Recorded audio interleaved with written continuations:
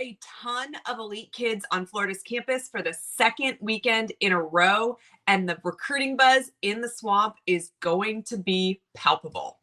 Billy Napier knows that while the 2023 class was an improvement, it still wasn't at the level that it needs to be for his long-term success in Gainesville.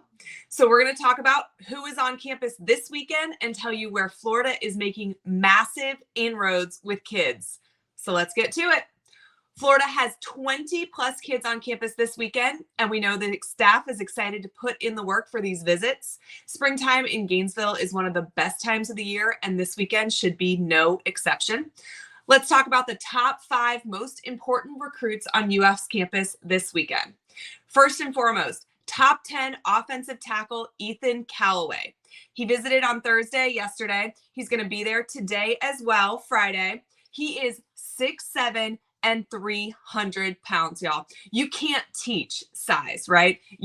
There is nothing that you can do about the size that you are. This kid is massive. He is a high school kid, a high school junior, 6'7", 300 pounds. He's very athletic. He moves really, really well for his size.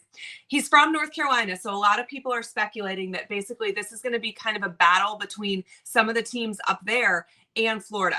On3 has him as the 8th best tackle in the country currently. He is in the top 100 of their rankings.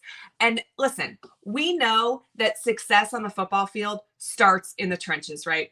Offense and defensive line truly are two of the hardest places to recruit, because in high school football, unless you have a really, really good offensive line coach, which is pretty rare, there are some programs here in the state of Florida that really do have great offensive line coaches. But in general, high school programs are just picking the biggest guys on their team and sticking them on offensive line and hoping it works. They're there just because of their size. So offensive line and defensive line are positions where you really, really, really want to recruit a lot of guys in, because some of them aren't going to pan out. Most of them aren't getting their technique until they actually get to college and get better coaching on the line. So Ethan is really, really interesting for Florida, though, because he already shows a huge amount of athleticism and speed and movement that is not really something that you find that much in high school on the offensive line. And just before we get to the next 4, if you are enjoying this content, do me a favor and hit the subscribe button.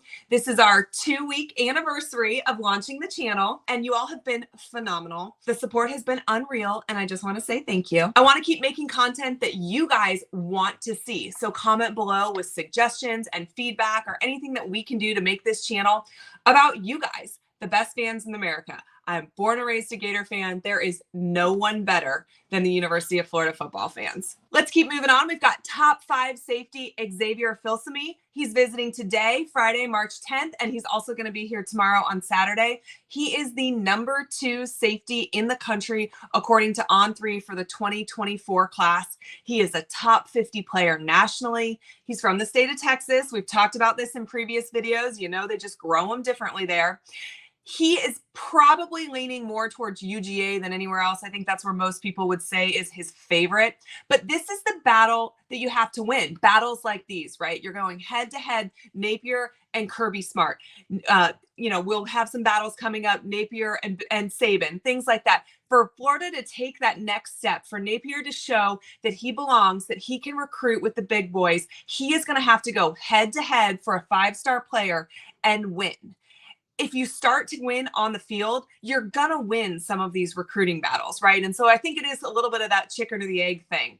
But this is where it starts, right? Get him on campus. You need to probably get him again for the spring game, maybe once or twice during the season. It would be great to get him at a home game at night, one of the bigger matchups of the season, something like that, so he can really feel what it's like to watch a college football game in the swamp, play in the swamp. You've got to think that Raymond is going to be a big key to this recruitment, and I think that him having more control in the defense is going to be really helpful when you're recruiting a top 5 safety, right? I think development-wise, Corey Raymond, his resume is more impressive than pretty much anybody coaching in secondary in college football. So this is a situation where you really lean on him to show that he has what it takes to get you to the next level. He's put safeties, he's put corners in the NFL. This is what Corey Raymond does. So he's going to be important in this recruitment. The next guy we're going to talk about is the 11th best offensive tackle in the country, according to industry rankings, Fletcher Westfall. He's on campus today. He'll also be here tomorrow. Size, and more size, y'all. He is 6'8" and 295 pounds. If you have not been paying attention to what Billy Napier has been doing the last season and a half, he likes his offensive line big. He is following the model of Georgia, of Alabama. Do you know how many guys on this line are between 6'5" and 6'8"? It's crazy. He's from Leesburg, Virginia, and recruiting predictions are kind of all over. People have mentioned Virginia and Virginia Tech, Maryland, Clemson, Georgia.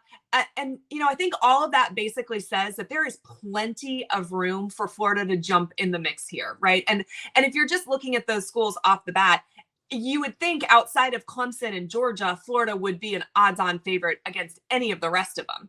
So there's a lot of time. You can get into this recruitment now. And these are, again, some of the battles that you really need to see Napier start to win.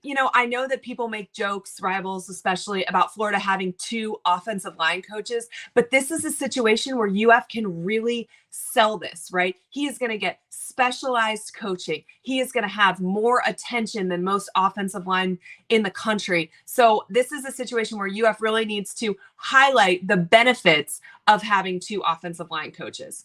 This is going to be his second time on campus. He was in town in November last year for the South Carolina game. So obviously that was a really good one for him to be there and watch. Hopefully they're going to get him on campus more this upcoming fall, but it's a good start. And I think there's plenty of room for UF to get in with Westfall. They just need to continually get him back on campus. Next player we're going to talk about is 4-star defensive lineman DeAndre Robinson. He is a Florida boy. He is from Orlando, Florida. He's 6'1", 295 pounds.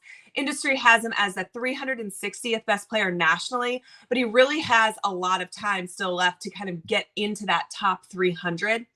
And this is a fun one, right? Florida is thought to be the lead for him right now, but everyone in the state wants him. FSU wants him. Miami wants him. Even the hometown UCF Knights think they have a chance here. Hopefully they don't. But I think this is probably going to come down to Florida and Florida State. He was on Florida's campus already in January. He went and visited FSU last week. And you have to win these battles against your rivals, right? We talked about this earlier, going head-to-head against Kirby Smart. There is zero reason that Florida shouldn't win every single recruiting battle against Florida State. They've got a better coaching staff. They play in a better conference. They've got better facilities. Gainesville's a more fun college town. Like there's more NIL money there for Florida. There is zero reason that you shouldn't win battles against Florida State.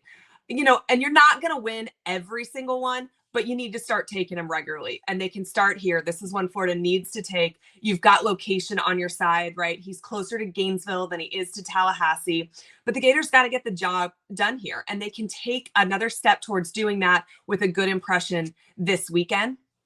The last kid we're going to talk about, 2025, 6'3", 250 pounds plus already, linebacker Armando Blunt. Kid is the number 5 player in the industry rankings and the number 1 player in the state of Florida for 2025. There's a long way to go, right? He is young, but this kid is legit. He moves incredibly well as an edge rusher. He's also got 2 more years of high school football left to really hone that craft. Can you imagine 6'3", 250 pounds as a sophomore?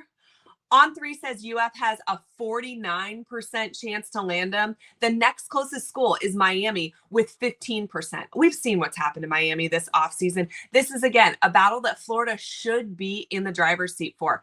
There's an extremely long way to go here because he is the class of 2025. This kid is out of Fort Lauderdale, Florida, and it's going to be huge to see what kind of movement really that Napier and his staff can make with truly elite kids in the next 2 cycles. He visited UF 3 times last season. So obviously he is very interested in what Napier's selling. He's very interested in what the Gators are doing. He's back again this weekend. Florida needs to take this opportunity to really strengthen this relationship. Special shout out to Miles Graham, who's also going to be on campus. The 4-star linebacker commit from Atlanta, Georgia will be there. And like we talked about last weekend with DJ Lagway, it's going to be somewhat on him to really recruit this weekend. Miles Graham is a Gator legacy, right? His uncle, Ernest Graham, is a really well-known Gator. Miles Graham has been highly vocal about wanting to play with a really strong class. He, along with DJ Lagway, have talked about recruiting the #1 class in the country for 2024. I like the lofty goals, right? But this is the opportunity, again, just like Lagway last weekend, where he can really get in and have conversations. Somebody your own age is going to be the best recruiter that you talk to. Coaches can tell you whatever they want. You can have, Gator Maid show up. You can watch practice, but listening to another high school player sell you on why this is the best place for you to play college football is pretty hard to replicate by coaches or anybody else. We are really excited for what's to come for these visits. We've been staying plugged in and chatting with folks there in the swamp. So we'll certainly have some information coming for you out of this weekend. We'll let you know how the visits went. And again, make sure you're subscribed so you don't miss it. If you want to hear me rant about how the SEC is totally dropping the ball with the new Gator schedule, go ahead and click right here.